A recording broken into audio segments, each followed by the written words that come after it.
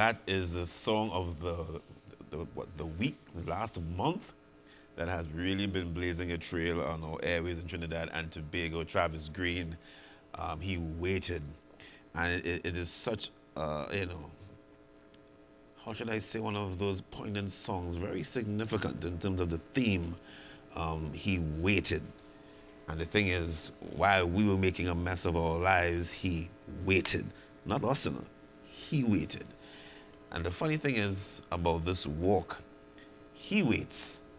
But many times we don't know how to wait on God. We don't. And that is sometimes we find ourselves in a lot of challenges and problems in this journey of life. So welcome once again to Cloud.Nine on ACTN. The Voice. Are we going to wait on God for him to perfect us and do what he has to do in our lives while we were messing up our lives before, of course, we came to know him? And one of those many decisions that we sometimes take without waiting is getting married. Yes. And that's a very, sensitive topic for many people.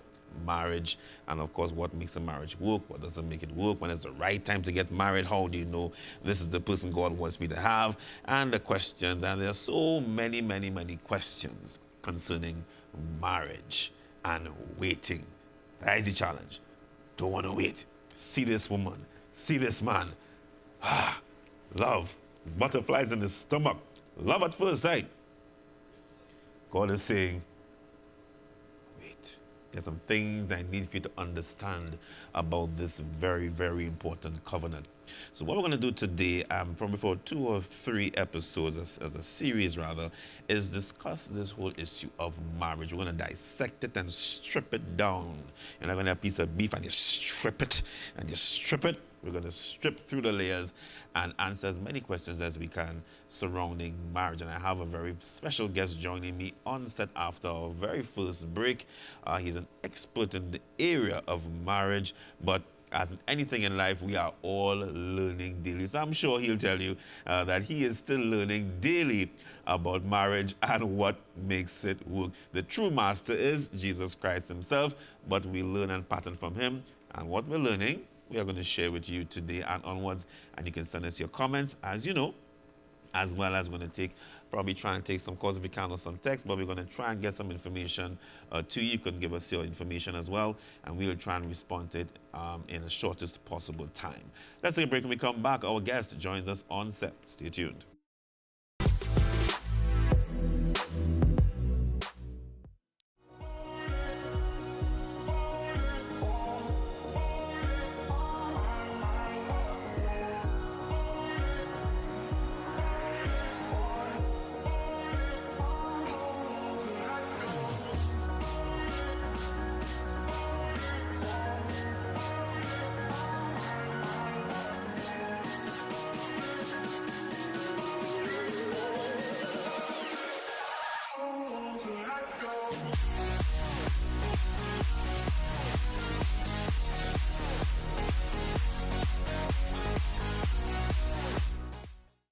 The devil's the accuser of the brethren.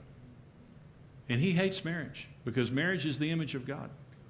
He hates marriage because it's the most sacred institution on earth. God created marriage in Genesis chapter 1. It is the first institution he ever created, and it's the foundation for every other institution on earth. And he's a strategist. He understands if he can destroy marriage, he can destroy all of society.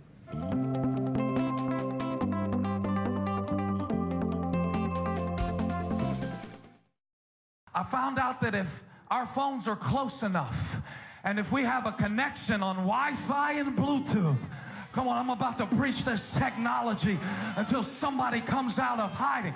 If I got something on my device and you need it on your device, if I can get close enough to your device with my device, what's on my device can jump on your device. If I get close to the one who created me, close to the one who called me, if I stop running and return to the place of my assignment, I got the drop. So if you want to live behind walls all your life and live an isolated, lonely, miserable life, go ahead. But I suggest that you tear down all your walls and let God be a wall of protection about you. And he says all of your walls will be called peace.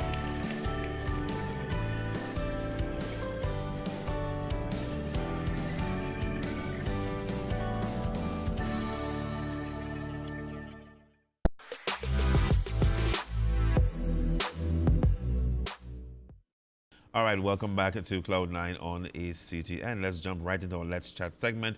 We're talking about the gift of marriage. Be careful how you unwrap it. All right, let's go.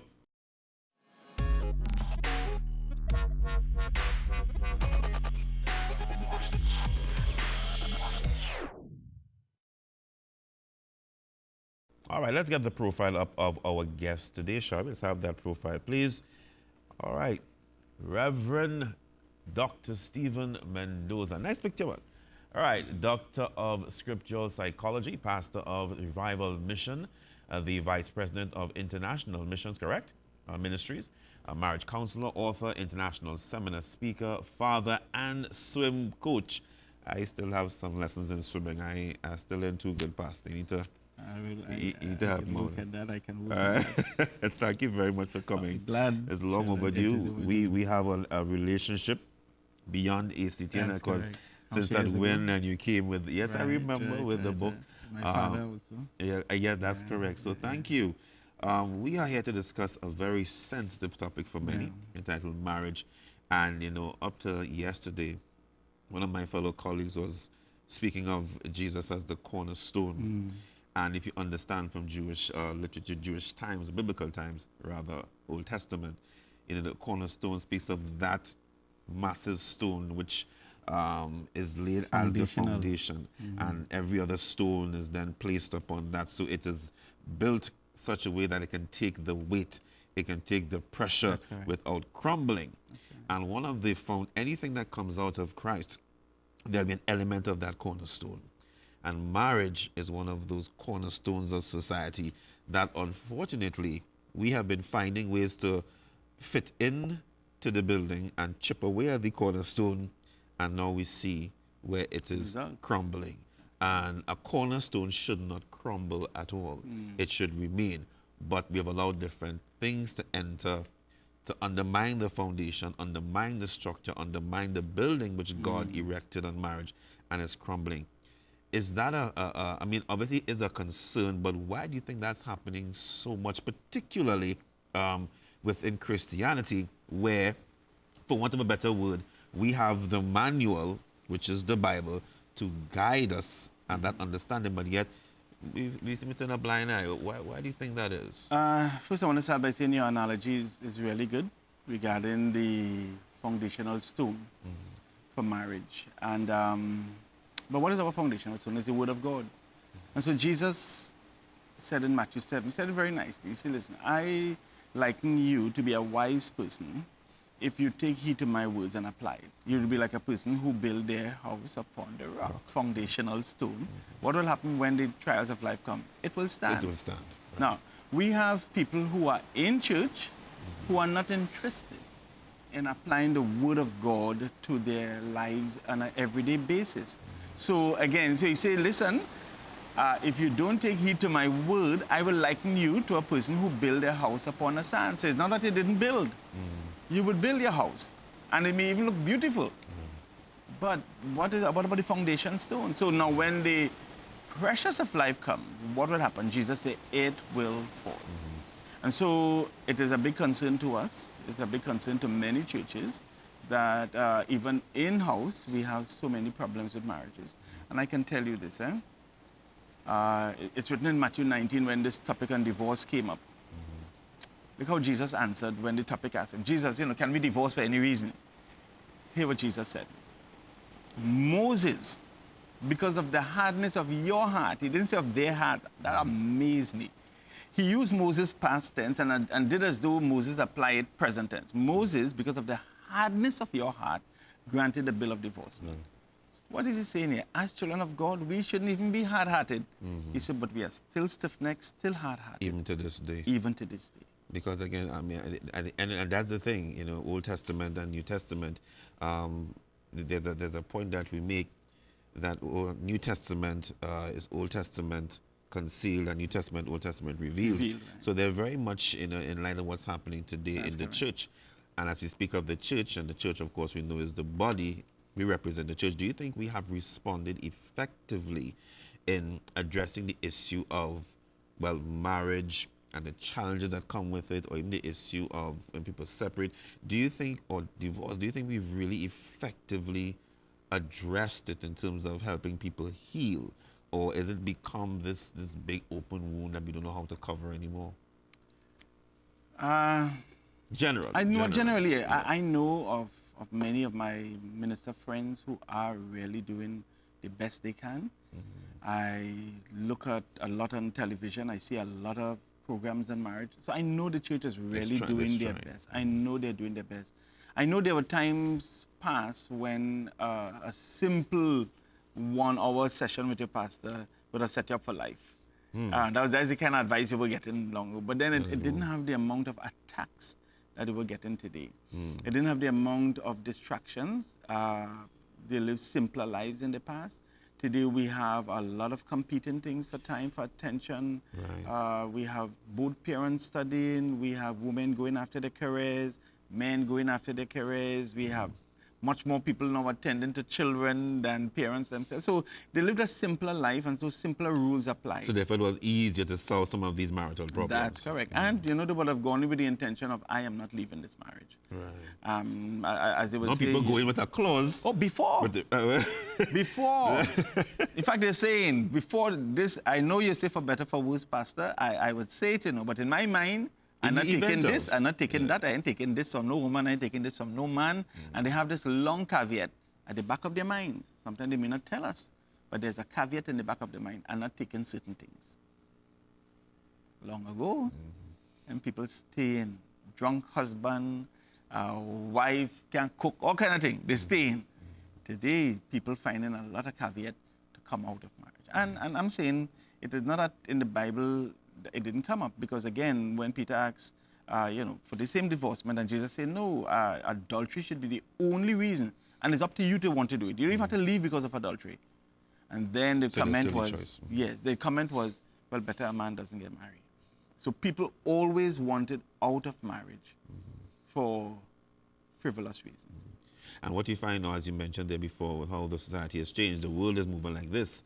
And yes, you're right, there are some churches who are there fighting the good fight, but then there are some again who seem to be struggling with adapting to the pace at which life is going today. And it is at a fast pace. Right? Now, we have a situation, young people. Now, you're involved in marriage counseling and so forth. Do you find, now, what are some of the questions young people come to you with as regards to marriages? Because they're going to look around and see what's happening, and they're going to come with their questions. What are some of the more interesting questions you get from young people when they want to enter marriage that you may not have heard before? That I may not have heard before. They may not have heard before. Or maybe not in a different spin to it. Young people, to me, one, they are getting married older than before.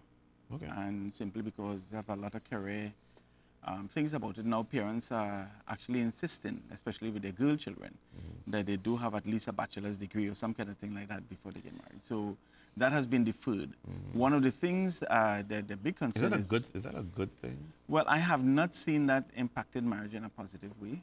I'm not saying that. I believe in education, and I only have girl children, and they all have their bachelors practically, except my last one. But meaning though, the reason why it has not so much worked because the men are lagging behind. That is the reason. Not that I am saying you shouldn't educate your girl children just to make sure that the match. But that balance is not there. The balance is not there, and then the men are not handling it well. And so many times the men sometimes don't treat their wives well because of that professional jealousy and insecurity that steps in. But one of the main questions that they always ask, Pastor, how would I know that this is the man for me? I am hearing from some, do a long list and tell God, this is what I'm looking for. And sometimes the man for me may not be all this, probably the package. As I tell them, sometimes we focus on the package and not the content. And a lot of people go after package and not content. And let me tell you how simple, I have simplified life. So if you are looking for a wife, in the Bible, it is not important that your wife can play a piano. It is not important that your wife be in ministry. Those are not important things. Those things don't make marriage work. It has pastors with bad marriages. True. You agreeing? What you want as a husband is to ask God for a woman who would submit to your leadership, who would help you become the man, who will accept you as the man, who would love you and the children. And as a simple thing as a woman, what do you want? Ask what the Bible asks for, that a man who will love you as Christ loved the church. You know, somebody who would make you feel special and important and regard you and not rough you up and this and that. Simple things like that. You know, and you know, as I always say, the devil know Bible too. And that word submission is like a thorn in the side for some women because, again, it's misinterpreted. As a matter of fact, I think there's a, and I say this based on, because we're also in part of Marriage and Family in school right now, Pastor Desmond Austin I mentioned. And there are several single Christian women in school, in the class. And one thing we've realized is that for several of them is a fear factor. It is. There's a fear factor of getting into marriage because, again, of what they've seen in terms of what happened with families, I guess, in their own church or communities, or in their own homes, as well as many of them are still, it's like a chain in relation to this whole issue of submission. And submission doesn't mean less than. And again, because of what's been portrayed, there's this fear. Okay, Lord, you are so right. I don't want to go into this and this man treating your child of God a particular way, or I don't want to go into this and I have to subject who I am or have myself being suppressed. And even though it's being explained, many, and this is not just about it on the outside as well, they are struggling with this thing called submission. You know, I would, you know, as a pity your wife is not here today, but maybe when she comes, we get into more detail about that. You're but so right, but she loves to deal with the topic. And maybe when she comes on, she can go into some more detail from a woman's perspective, a wife's perspective. Yeah. A submission is just administrative. That is all. First to begin, Ephesians 5:21. Most people read from 22. From 21, say we submit one to another. So the wife submits to the husband, and the husband submits to the wife. In fact, that's the only way any relationship works. When there's mutual submission, we call it compromising. So there must be compromise between male and female. But headship has been determined based according to role. That's one thing I want to discuss a little bit. Which will get into the male role is headship. So the Lord is telling the woman, listen, don't compete with your husband for leadership in the house. You are going to mash up your own home. And so many homes that are not working well today, women, you're watching me, the day you're competing with your husband, that's why you don't have a happy home. Because he has to be every time trying to assert himself, trying to earn respect, whereas the scripture tells you, give it to him because he's the head. And let me tell you something. If how should I say, the success of his leadership determines a lot on how the entire marriage and the family extension is managed. So therefore, he cannot lead without an effective wife. When I say effective, in terms of... It's president, vice president. So the importance of a wife is so critical to how successful he will lead. Because if he can't lead you... So let me tell you something. Then because God's going to look at him and say, you know what? You didn't do the job as I expected. Yes. But that's why we also teach women. We also teach women how to bring the best out of their husbands. Right? So we try to teach men as much as possible, and we also try to teach women as much as possible how to bring the best out of your husbands. And you know, we do it. Most of us work under someone. Most of us. And so we know what it is to submit, male and female. And so, you know, when we come up with good ideas, we know how to speak to the boss. So we know how to get ideas and to do presentations and everything just to get an idea across. But somehow when we reach in a marriage, we think it is not necessary to respect a husband, to speak to him in a certain way with a suggestion, to bring the best out of him. So if he has the authority and you have the idea, come on, it is wisdom will make you how to communicate this thing to him. I'm the neck, he's the head. How do I get him to shift in a certain way? And we have seen, have you ever gotten a stiff neck before? It ain't nice. It ain't nice. And you have to turn your whole body, right? And that's because head and neck not cooperating, and muscle has stiffened there. And that's the power of the neck. So ladies, understand the power of the neck. Pastor Marcus Charles made a statement I found was so profound when he met his now wife. He told God, he said, God, he's very open about it. He said, God, this is not the woman. He said, no, I had my eyes on. Right. And he was like, he said, no, God, he said, he said, I don't. He said, God told him, where I'm taking you, you cannot go without her. Wow. And I found that was just like, whoa. Wow. It shows the importance of a wife in a man's ministry, in a man. If wives would truly understand the role is, it's not about It's not a the lesser man under your role. foot, is that he cannot function how God wants him to without your wisdom. It is not a lesser role. I'm so glad you mentioned. It has nothing to do with rank. It has to do with roles. And one CEO in a company, take for example, China, over 1 billion people, one prime minister. India, 1 billion people, one prime minister. Why homes want to have 2 leaders? It will not work. All right, what we're going to do, as I said, this is a very extensive topic indeed.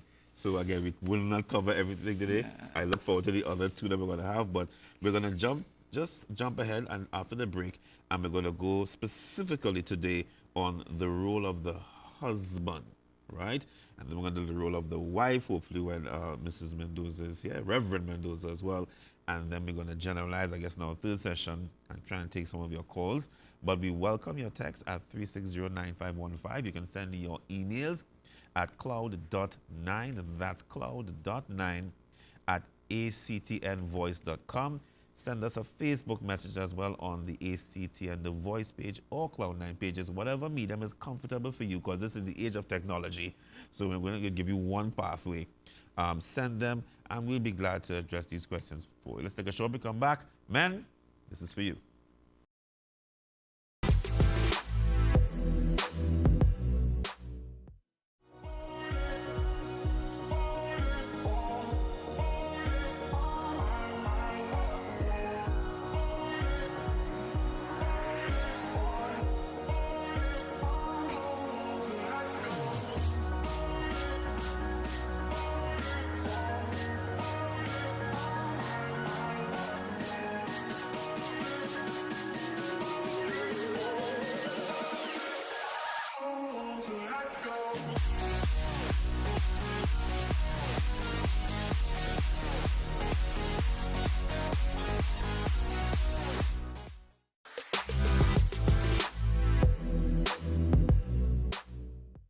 All right, welcome back. So a very powerful introduction on marriage. I'm looking forward to the questions that's going to come. Oh my goodness.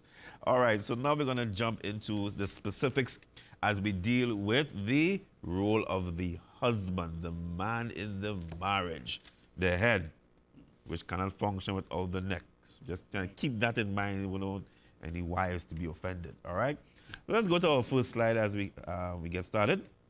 So, married to an angel. Why that opening? Married to an angel. This concept is not trying to be euphoric in any way, but I came from a home that I saw a real good marriage at work. My parents lived for 63 years, and I didn't see any quarrels. Yes. But my mother called my father an angel. So she would always refer to Daddy, and she would always say, your father is an angel, your father is an angel. And I saw him cared for her until her dying day. Words of affirmation. So, yeah, so based on that, to me, as a form of legacy and a form of respect, I was glad to name the book after them. So the real thing is Principles of an Angelic Mind. In fact, our ministry is actually Married to an Angel Ministry. So book and anything else that come in after is really under MTA because of what I saw, what I grew up in, what I enjoyed. Wow, I love it. And I met his father.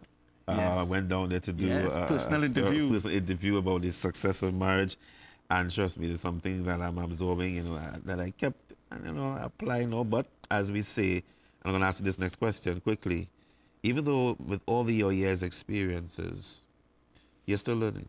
I am. You're That's still why. learning. And it's better to understand that. Now, I'm young in it, but we're all, and I'm learning every day. Don't think you're going to know. 15, 20 years down the road, you're still not going to know everything. You're going to reach an old man and old woman, and you're going to say, Lord, thank you for everything I've learned. But you know what? I was always learning. Yeah, and the reason why I agree with you, simply because you would see for yourself as you get older, you change and your wife change. We are changing. Sometimes the communication that would have been good 10 years ago, all of a sudden those words don't have the same meaning.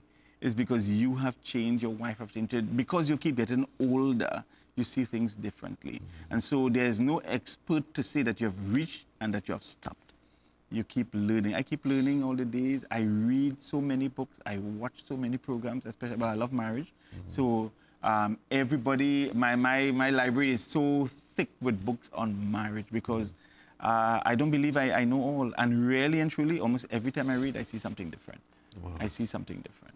And God will always reveal something new for a particular time and season that, you know, maybe someone in your community is going through, or a particular area in the country or is going That's through. correct. He's going to reveal things to you and others who are very passionate about marriage. And the issue of men in marriage is a very critical one because, again, you know, the man is the seed. And the devil attacks the seed. And we see a lot of men, the seed is being killed. You know, even before they go into marriage, you know, sometimes that may have been their dream. And then along the line, the enemy comes in and kills the seed, and that's it. Nothing grows. So the man in the marriage, what are some of the issues men are facing in marriage? Let's go to the second slide quickly, while we can. And while we have this slide coming up, what are some of the challenges men are facing in terms of being married and coping, the coping mechanisms for To me, men? the biggest thing is ignorance.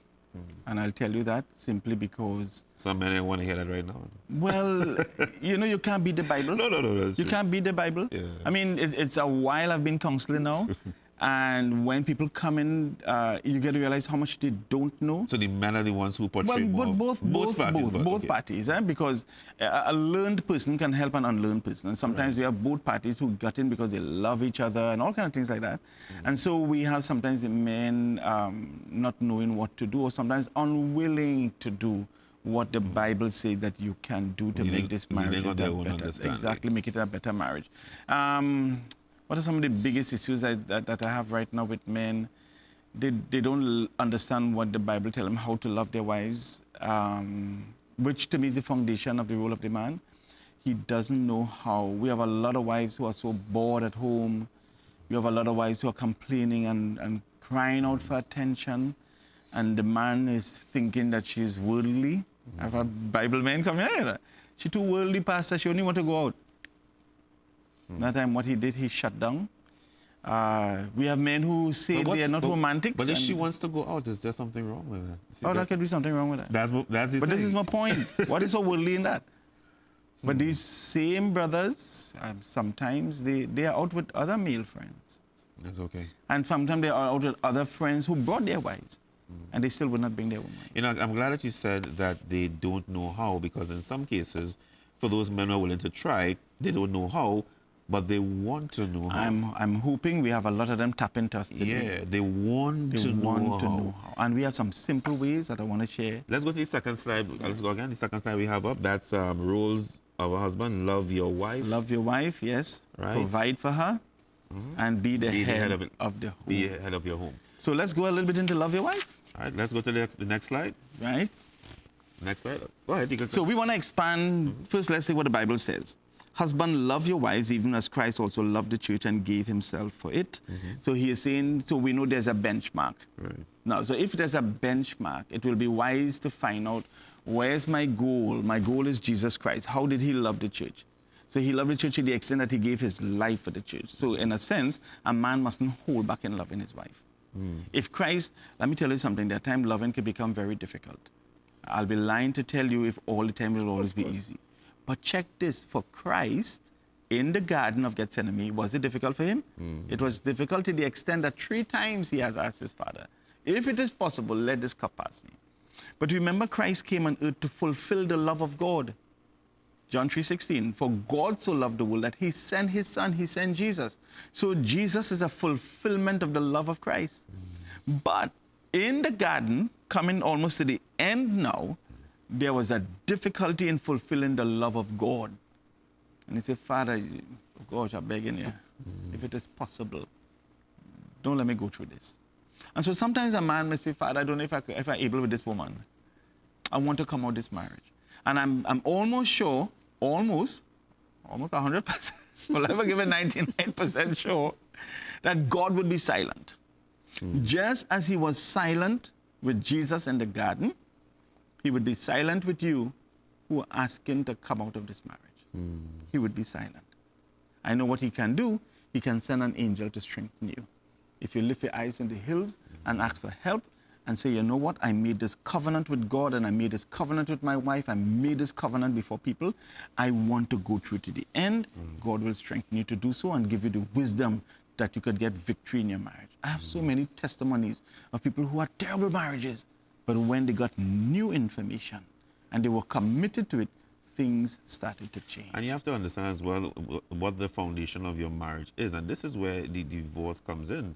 Because if your marriage is not based on the foundation of Christ and God's word, then therefore it already starts bad. It's so easy, and it will be easy to crumble. And it will crumble because that foundation is Christ. End of story. So I like how you put it there. And this is where, you know, in understanding and dealing with the challenges as a believer, we're speaking from, again, those who believe in God and believe, of course, in Jesus Christ. He is the foundation of marriage. So therefore, once you apply that, then therefore, whatever comes, your cornerstone or your stone, your foundation, will remain. Go ahead, you can continue. So let's go back with love. So he's his source. So he's telling the man, I want you to love your wife. Right. Yeah, I'm telling any male this here today, especially if you know Jesus. He is the source of love. The scriptures say God is love. God's love is so potent to the extent he can actually tell you this. My love is so powerful, you could even love your enemies. To show you. So if God's love is in us, for you to tell me that you love your wife, but you don't really love your wife, I say that ain't something biblical. It is because you don't want to tap into the love of God. Because God's love is so strong that even if your wife becomes your enemy, you still have enough love for her. Because it's God's love. And so what to do? How do you do that? One, express your love verbally. Say, I love you. Practice it. I don't even care if it feels like gravel the first day. You know, sometimes... Gravel is used to make cement to make wall to build a house. I'll just say this. At least I was sure. Gravel is not bad. It's not bad thing. I like that one. I like that one. But you understand what I'm saying? Say it. Very clear. Because do you know that almost every time we are about to do something, we speak before we do it? It may sound simple, eh? I'm going to brush my teeth. Why you say that? You don't even need to say that. True. But why? Because when you speak, things happen. Why do people call you a liar? Because your mouth said something and your body didn't follow. So we call people liars if their body didn't follow what their speech said. And I'm saying, if you tell your wife, I love you, you say, but Pastor, I know hypocrite, you know. Well, let's talk about that quickly. You may not be feeling love. It doesn't mean that you don't love. If you have God in you, he will teach you how to love. That's the key. I think even you know, in my many years experience and the many ups and downs that I've gone through, I only truly came to understand what true love is when I came to know Jesus. I'm being frank. But he's the source of right? love. You know, we have all these form of godliness that, I mean, we're not different road, but that religion, quote unquote.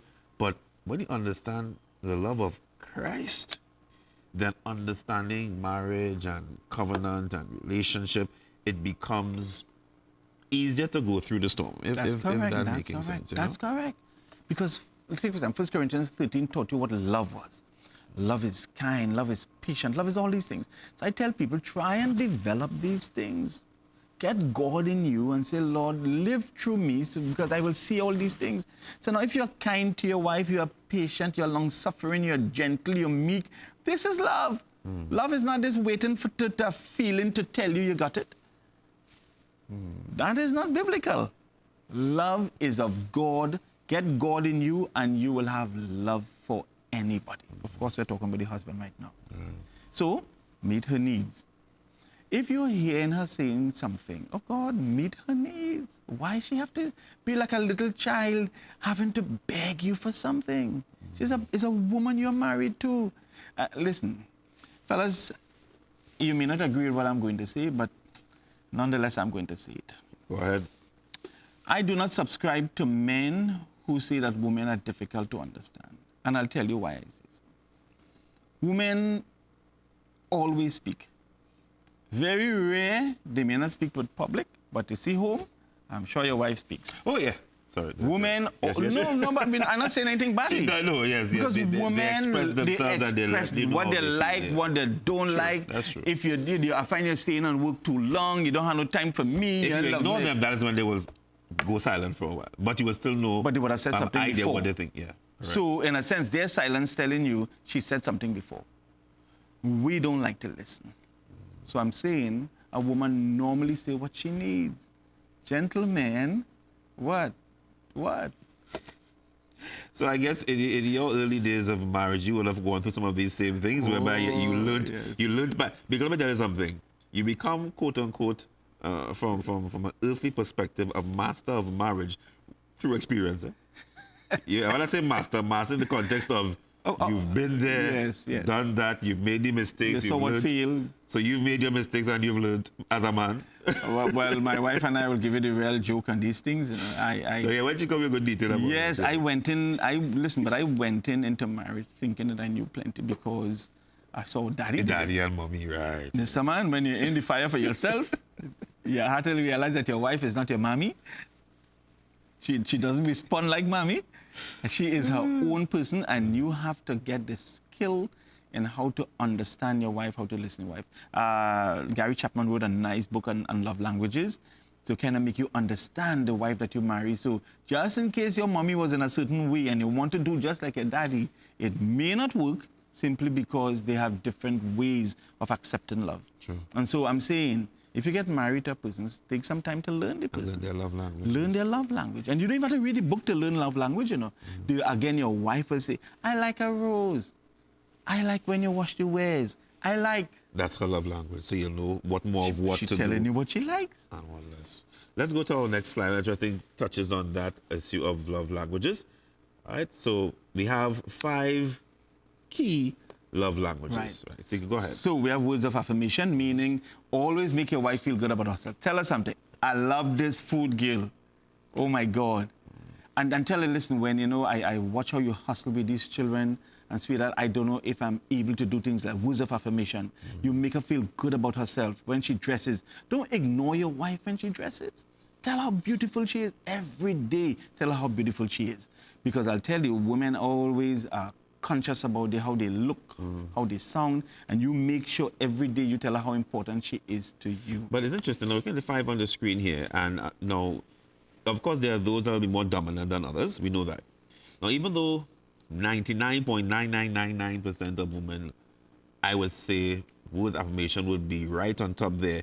Have you seen where some women, their main love language may be 4, or maybe 5, and words maybe 2 or 3? It may actually, there's some women saying, you know what? You don't have to always tell me, but show me by touch or show me by quality time. Well, let me just give you an example. Take, for example, a man is always saying, I love you, I love you, I love you, right? But he leaves his wife to do all the chores at home. Daniel. So she's overburdened. She sees about the children, goes to work, so those words come are back. Not doing anything. So for her, I don't even want to hear you. Understand? Correct. So I am not saying do one without doing the rest, you know. Right. But there's a dominant one based on the wife that you're married to. There's a dominant one. So she might say, when you cook, Mr. Man, I love that. You bring breakfast for me in bed. I love that. I saw you taking care of the children. It backs up the words. Yeah. Faith without works, see this kind of way? If you tell me you love me, also demonstrate it. Let's quickly talk about quality time. Sure. Oh, people talking quality time is just spending 10 minutes. 10 minutes can be quality time. That's all. 24 hours of a day and you only give me 10 minutes? That's not quality. You may say it have nothing to do with quantity. Well, yes, quantity and quality have to go together for quality to come up to a certain level. Because if this is the pie and everybody else eating and you give me this one piece and say, I'm giving you this quality piece, and this person seeing this whole pie, they will say, as much as it tastes nice, I still find it is too little. So you have to know that if I'm married to this woman, I must give her time that is undivided. No distraction. Sometimes you have to put away phone. Quality time can't be watching TV and talking to her. It is her alone. There's some downtime that you must have where nobody disturbs, not even the children. You know what's interesting about this? And it's so ironic as well. Ministers who should have an understanding, the context of the Bible, they struggle with this a lot. Yeah. Because ministry, they see ministry as everything outside of the home. So I'm busy with ministry, I'm in church, I'm in this, I have to I'm so glad speak you bring here, it I have to preach here, I have to do this here. And I remember learning very early on, you know, in my work that it's God first, family, then as a spouse, children, ministry. Last, but a lot of ministers struggle with that. Why do they struggle with that? They struggle because, as you mentioned, you were properly taught. You were properly taught simply because the Bible tell you, if you are choosing a deacon, an elder, a bishop, let his family life speak to you. So if you want to put ministry above family, you can already see that you have it lopsided. Because the evidence of you growing in God is how you treat your family. In your family, I tell you, you can't pretend with your family. We could come and pretend in front of a camera. We can pretend in church as a preacher. You can pretend anywhere else. But at home, your wife knows you. And if you can get your wife sitting down and enjoying your preaching, well, they know you read somewhere. But you treat her badly, never have time for her, all these kind of things. She would always want to not to be there when you speak, because it is hurting her to hear you speak. And, oh, I love you, love, love, love, love. And she said, "What, you never have time for me." Anybody call, I am not important enough for you to tell them, not now. You know, some people comment when their pastors tell them, we have counseling hours. Counseling hours are important to bring some structure in your life. So if a pastor does not want to have a certain time where he can minister to his people effectively, then he would be as how Jethro watched Moses say, "Man, you're not moving with wisdom." All day with the people. Going and you're going. Going and going, you're not moving with wisdom. To the extent that when you're supposed to cut the foreskin from his son, he wasn't there. The wife was upset.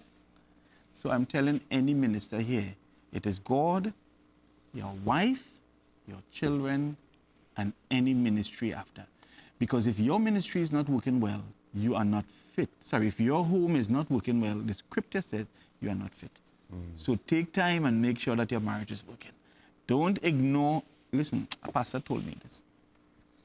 He said, Pastor Mendoza, I'm telling you this as a young pastor, people will treat your wife the way you treat her. Wow. The members will treat your wife the way you treat her. So if you keep ignoring your wife, take care, look and see if the members in church, see if those members keep ignoring your wife. See if you are stand up next to the secretary and they come to the secretary instead of come to your wife. Whoa. See if when they bring something, they say, "Pastor, this is for you," and your wife look invisible. Jesus. Just saying. Revelation. All right. So the Bible. So whoever think that ministering to the people is more important than ministering to their wife did not read and understand the Bible. All right. Because the Bible is very clear in what to use as a marker for those who to choose for ministry. It's really sad, I mean, because what you're saying here, I mean, even in this dispensation that we have, I mean, it is not new. Yet, over and over, not new. I would go to different seminars and different things I would go to, and I hear many senior men of God, young too, literally grinding out this over, and you could tell us that there's at the point of frustration, like, how many times in my 15, 20, 30 years I'm going to be saying this? The same thing over and over. Why are we not getting it? Why do we perish, I told you? For lack of knowledge. And so you were asking, what is the biggest problem? The biggest problem is either ignorance or failure to do what the Lord said to do. But you want to get the result. So you keep changing. If I change my wife, I will get the result. And people have changed 4 times. Never got the result. Why? Because if they had learned from the beginning, number 1 would have remained number 1. But they did not learn. And so they kept believing to be a man, to show that I'm in charge, I must not listen to my counselor, which is your wife is also a counselor. You know that, right? Yeah, because the scripture sent her to help you. The Lord equipped women with wisdom. Help me. Help me. Wow, let's continue with... So let's go quickly to the next slide. 8 minutes again, but this is 8 minutes of this episode. Boy, it's so sweet. Yeah, we know. So as you look on your screen on the next slide, we want to show you here... I just want to understand simple, practical. Simple and practical. Okay, good. You know, fellas tell me, Pastor, I don't know how to do it. 1, make her feel like number 1. Does your wife feel like number 1? Does she feel like number 1? Ask her. Ask her. She'll tell you. If it's the children, when you reach home, where are the children? And you're asking for your wife. Boy. Does she feel like number 1? Is mommy still number 1 for you? Protect her. Communicate with her. Develop her self-esteem. Romance her. Don't tell me you're a romantic boy. When you was tracking the girl, you didn't know everything to say. Now you never had time for the girl. Come on, say I love you often. Comfort her. All these things I love. Share the responsibilities around the house. Listen. Yep. Sure, I hope you're doing this, you know. Yes, I am. You can ask her. Yes. But I assure you, you just enjoy when you're doing it together. I do. Of course. I do. Be her priest. When I say being her priest, I mean cover her in prayer, guide her. You don't have to sound like the preacher. And if it's one thing, if my wife called me pastor at home, I know I did something wrong. If she say, Pastor Stephen, she's have a way she said, Pastor, I have to check myself. Yeah, that's not okay. What went on? Yes, but at home, I am her priest, but at the end of the day, I'm first her husband. I learned that lesson. I mean, I could have, because we all made mistakes, but I learned a lesson about, I would go home and I would say, I'll acknowledge, I was like, that's the year. I was like, hey, how was it the whole thing? Where the girls? No, I would acknowledge her, but sometimes when I had our first daughter, I was like, where's my, and I catch myself, she'll be like, okay, you acknowledge me, yes. Yes. But, sorry. You acknowledge me, yes. The passion was for the girls. But the passion was for the girls, right? And then I had to realize, I had to reassess that. Yes, that's correct. Yeah. That's so correct. That's correct. So even let's go to the next slide. Yeah. One of the rules of a man is to be a provider. I'll tell you this. Even before a woman came to our life, work was given to us as men first. That's right. So to take care of the garden, to make sure. So it is imperative that a man must work. And even if you have lost your job, don't stay home and whine. Create employment for yourself. Get a cookie broom, make cookie broom and go and sell. Do something and bring home money. But it makes us feel good as men. To the extent Paul said, if a man does not work, he shouldn't eat. He said, if we don't provide for our families, we are worse than an infidel.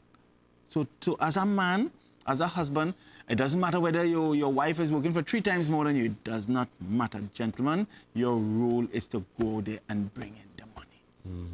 Don't stay home if you lose a job and get one big pot belly and watching TV all the time and feeling sorry for yourself. It is not always... Listen, I'll tell you this. As much as you qualify yourself, no employer is responsible for you bringing money in your house. That's your responsibility. So if it doesn't work here, you find a place to make it work. You go. I did all kind of jobs before I settled what I settled in. I was qualified and I was a mailman. Because the fact is, I made sure I brought home money. And that is one of our rules. And so when you do that, you provide security in the home. Because they know you're putting things for the future. Because one of the things of a man, we have to lay up inheritance for our children and our children. You know what it is for your daughter to reach 23 years, 24 years, and you have nothing to give your child when she's going to marry? What would you say? Oh, good, you reached 24 so quickly. She took 24 years to become 24. Exactly. What was going on for that 24 What was years? going on for 24? You were not managing and you were not securing your home. And so money management, and you'll see here I have something called 10-10-80. I believe in tithing. I believe in tithing. Man of God, look at me. It's up on the screen. Let's lay aside for inheritance. Lay aside. 10-10-80. 10-10. Tithe, take, manage. TTM, I call it. Give to God, and the least you must save, no matter how things are tough, is 10%. Save before you eat. Most people don't have a savings. You know why? Because their savings is at the bottom. They save remnants. No, that means they don't understand money. You save before you eat. You save before you pay tea and tech. You save before you pay courts. Most of you pay cable bill before you save. You have no money. You say no money to save, but you're paying cable. People into plans with TSTT and B-Mobile and digital, big plans, and they have no savings. You save before you eat, and that 80% is to manage well. And men, I want to say this, and this is where what has led to what I would consider the success thus far of my marriage, and that I've come to a point where I had to humble myself and be willing to learn. And learn. My spouse still learning.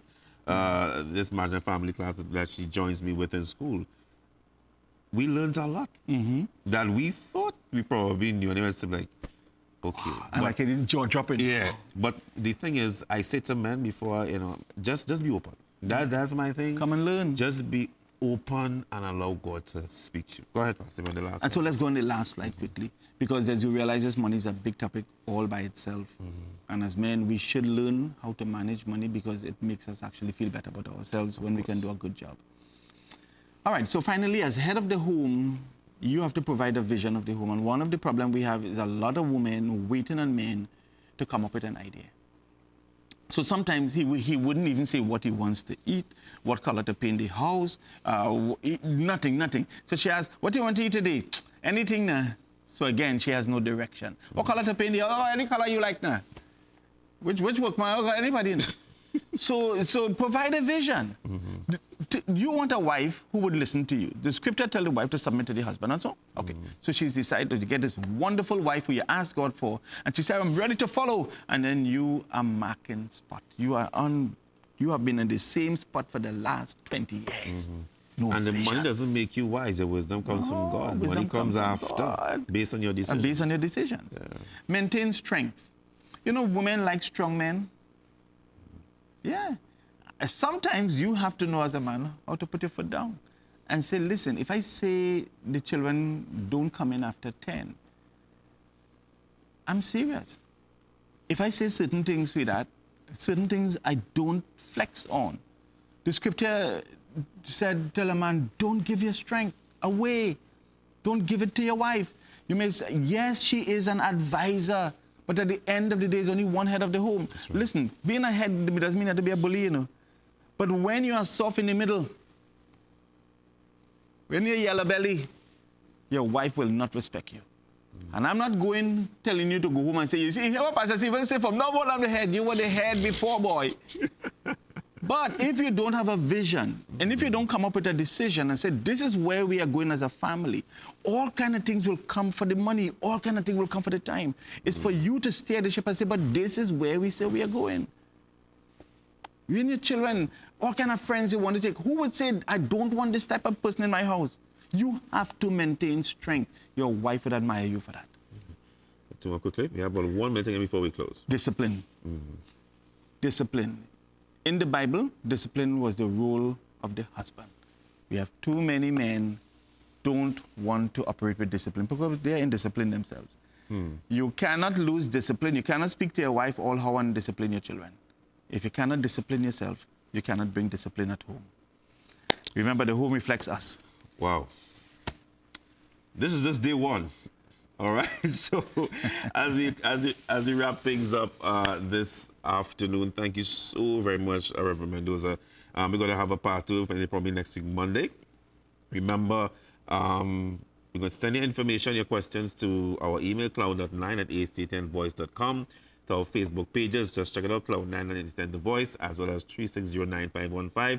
Send us your text. Thank you very much. God Thank bless you so much for having your family. me. Thank you so we much. continue Gift of Marriage next week. Take care.